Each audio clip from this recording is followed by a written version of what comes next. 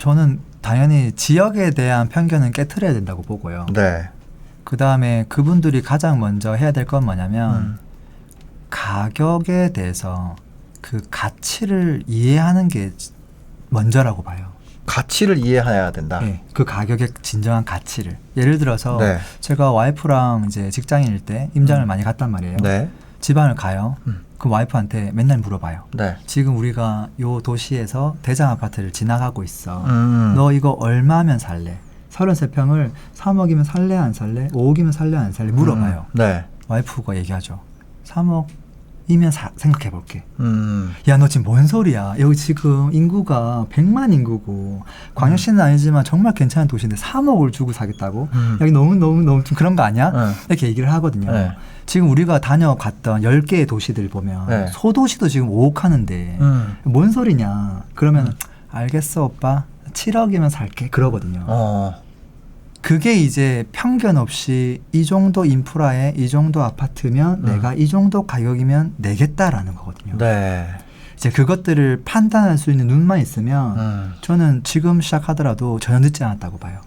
지금 이 정도 도시 사이즈, 그러니까 도시를 보고 네. 여기에 적합한 가격을 내가 산출해낼 수 있다면. 네. 마포구가 지금은 강동구보다 조금 더 비싸요. 네네. 그렇게 얘기해주면 그냥 인정을 해버리는 거거든요. 근데 이제 제가 2013년부터 시작해서 시간을 돌면서 사실 그 가격이 저렴한 곳들을 계속 갔단 말이에요. 네. 뭐 부산이 저렴했던 시기도 있고 뭐 대구가 저렴했던 시기가 있고 돌고 돌았는데 네네.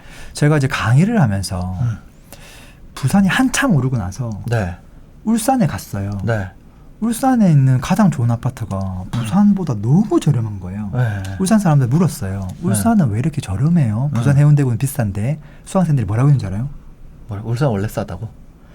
부산은 해운대구가 있잖아요. 해운대는 전국구고 서울 사람도 다 알잖아요. 근데 우리는 뭐가 있어요? 그러는 거예요. 내가 봤을 때는 울산이 훨씬 더 직장도 좋고 네. 탄탄한데 네. 여기가 훨씬 저평가돼 있는데 이 사람들 그렇게 생각하지 않더라고요. 실제 시간이 지나서 울산 가격이 부산을 이겨버렸어요. 그리고 제가 또 대구를 갔어요. 네. 대구를 가서 똑같은 질문 또 했단 말이에요. 네. 아니 지금 울산도 비싸고 부산도 비싼데 대구 수성구는 왜 이렇게 저렴해요? 이게 말이 돼요? 그 다음에 뭐라고 하냐면 아니 울산은 지금 대기업이 있고 뭐 현대자동차 뭐 많잖아요. 부산 해운대가 있대. 우리는 학교밖에 없대. 제가 봤을 때는 대구 수성구가 너무 저렴합니다. 얘기를 한 거거든요. 네. 그 이후로 대구 부동산이 지금 부산, 울산을 넘겼거든요. 이게 무슨 말이냐면 저는 그냥 객관적으로 평가하려고 하는데 가격을 사람들은 그냥 비싼 거를 이유를 자꾸 갖다 대요. 그래서 비싼 거지 우리는 저렴한 거야. 근데 이게 가격이 동시에 안 올라가거든요. 심지어 서울 내에서도 가격이 동시에 안 올라가요. 하나가 오르고 나머지가 오르고. 예를 들면 강남이 오르면 판교가 오르고 판교가 오르면 분당이 오르고 분당이 오르면 용인이 오르고 수원이 오르고 이렇게 순번이 있잖아요. 그 순번이 찰나가 생각보다 시간이 긴 경우가 많아요. 그래서 우리가 잡을 수 있는 기회가 있다라는 거죠. 그럴 때 이제 그 동네 사람들이 이러죠. 여기는 원래 안 올라. 그렇죠. 부정하잖아요. 김포에서도 하죠. 다 그렇게 했었죠. 그랬었죠. 이 김포는 원래 안 돼. 지금은 뭐 2천뿐만 아니라 그런 것들도 다 올랐거든요. 그래서 저는 부동산 처음 시작했을 때 어떻게 했냐면 앞으로 집값이 오를까 내릴까 관심이 없었어요. 왜냐하면 어차피 가격이 저렴한 곳은 있을 거야라는 생각을 저는 했거든요. 그래서 내가 사는 지역이 많이 올랐으면 이 지역을 안 보면 되고 다른 지역에 가면 되는 거죠. 다른 지역의 가격이 내가 생각한 가격보다 저렴한가, 그 다음에 최근 들어서 너무 많이 오르지 않았는가, 이제 이것들을 봤던 거거든요. 그러면 예를 들어서 각 도시의 인프라나 직장 수나 뭐 소득이나 이런 거 가지고 나래비를 세울 수 있을 거 아니에요. 세울 수 있죠. A 클래스, B 클래스, C 클래스, D 클래스 할 수 있잖아요. 부동산은 서열이 완벽하게 있죠. 그러면 예를 들어서 똑같이 B 클래스야. 근데 얘가 가격이 한 도시만 얘는 D 클래스 가격이네? 그럼 얘가 싼 거잖아요. 그럼 이걸 산다는 거예요. 그렇죠. 그럼 그거를 내가 데이터를 정리를 하는 일을 해야겠네요. 이런 거죠. 저 퀴즈 내볼게요. 부산 해운대구의 대장 아파트. 뭐 10년 전부터 지금까지 네. 가격이 있었겠죠. 네.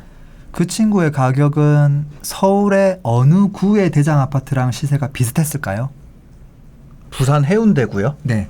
해운대구의 대장 아파트의 시세는 네. 서울에 있는 어느 구의 대장하고 시세가 조금 어깨를 이제 견주었을까요? 대구, 해운대, 서울에 있는 구. 마포? 점수를 많이 주셨네요. 그렇지 않을까요? 근데 구로 금천이라고 생각할 수도 있잖아요. 또 그죠. 누군가는 그죠. 용산구급이라고 생각할 수도 있고. 예. 그게 정답이 없잖아요. 예, 그죠. 근데 데이터를 보면 사실은 정답은 있어요. 실제로는? 네. 왜냐면 10년, 20년치를 보면 되니까. 그렇죠. 가격을 보면. 네. 제가 해보면 조금 부산이 많이 빠질 때는 금천구까지도 가고요. 네네. 좀 올라올 때는 동대문까지 올라가요. 해운대구가. 네. 그리고 그거를 경기도로 대입을 하면 네. 부천에서 왔다 갔다 해요. 근데 지금 이제 어디쯤 와 있냐면 해운대구가 네. 부천 위에 안양 지나서 수원 다음에 최고 지금 과천이거든요. 네. 그 위에 판교도 있긴 하지만 네. 지금 거의 수원 바로 아래 와 있어요. 그래서 부산이 생각보다 좀 많이 와 있죠. 고평가 구간이네요. 이런 경우는 둘 중에 뭐 살래라고 하면 저는 당연히 부산이 아닌 걸 사겠죠. 네. 이렇게 이제 다른 지역들을 토너먼트를 계속 시켜보는 거거든요. 이상형 월드컵을 하는 거구나. 해야죠. 아니 우리가 뭐 결혼을 할 거면 집 근처에 있는 거 중요하지만 네. 뭐 그냥 투자로 사는 것들은 꼭 우리 집 옆에 있는 걸 사야 될 이유는 없잖아요. 그러면 예를 들어서 광역시는 9단위로 보세요? 광역시는 9단위로 보죠. 9단위로. 네. 왜냐하면 9단위로 편차가 심하니까. 네. 9단위로 보고 시는 시단위로 보고. 조그만 소도시는 시단위로 보고 네. 서울은 9단위로 보고 경기도는 당연히 시단위로 보고. 그럼 그 작업을 계속 한다. 그게 어려운 작업이 아니에요. 근데 귀찮잖아요. 한 번만 해두면 끝나는 거예요. 그러니까 얘기했잖아요. 부산 해운대구의 수준은 근데 이게 이런 거지. 이런 거죠. 제가 이제 그거는 지금 얘기하신 건 단면으로 쫙 잘랐을 때잖아요. 예를 들어서 우리나라 전체에 그 부동산 케이크 있다고 해볼게요. 그걸 딱 자르면 그게 있을 거 아니에요. 등급이. 근데 문제는 이게 가격이라는 건 이렇게 한 단면에 존재하는 게 아니라 흐름이잖아요. 왔다 갔다 할 수 있으니까. 그러니까 내가 잘랐을 때 나는 부산은 부천 딱 만약에 머리에 딱 꽂혀 있어요. 그럼 그 사람 같은 경우는 이게 부산이 고평가된 시점에서 부천이었는지 저평가 시점에서 부천이었는지를 모르잖아요. 그렇죠. 그래서 한 번은 과거를 가지고 그 부산대학교는 서울의 어느 대학교랑 수준이 비슷해라는 거를 본인 스스로 정의를 해야 돼요. 과거 이 히스토리를 다 보고. 근데 한 번만 정의해두면 이게 벌어질 때마다 누가 저평가됐다라고 자기만의 생각이 좀 생기게 되죠. 클래스는 잘 안 바뀐다는 거죠. 잘 안 바뀌죠. 예를 들어서 뭐 지금 부산도 그렇고 대구도 그렇고 뭐 서울도 그렇지만 호재는 많지만 실제 실현된 게 뭐가 있냐라고 보면 대구 수성구에 최근 7년 동안 뭐 만들어진 호재가 뭐가 있냐? 교통 호재 하나도 없고요. 아무것도 없거든요. 근데 두 번에 걸쳐서 큰 상승을 했어요. 그런 거를 좀 약간 감각을 갖는 게 어렵겠네요. 어렵죠. 시간도 걸리고 찾아봐야 되고. 전국에 대한 감각을 갖는다는 건. 근데 그 감각이 있으면 두고두고 써먹을 수 있죠. 그렇죠. 그 역량이 사라지지가 않거든요. 맞아. 그 가격에 대한 편견을 버리면 돼요. 여기가 인구가 그래도 뭐 한 15만 되는데 유사한 지역들이 지금 다 6억대를 형성하고 있는데 3억이 말이 돼? 이렇게 이제 의심을 이제 가지는 게 정상적이라는 거죠. 그거 하나만 잘해도 제 생각에는 부동산에서 한 70% 해결돼요.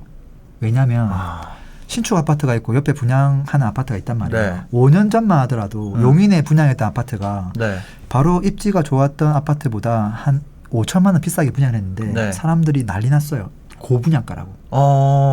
근데 결국은 얘가 1.5배로 더 올라가거든요. 사실은 그 가격을 판단할 줄 모른다는 거예요.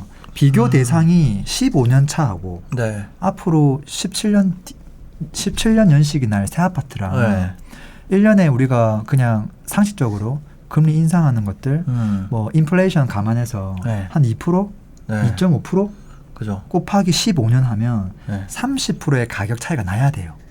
근데 분양은 사실은 5% 10% 비싸게 분양을 했거든요. 네.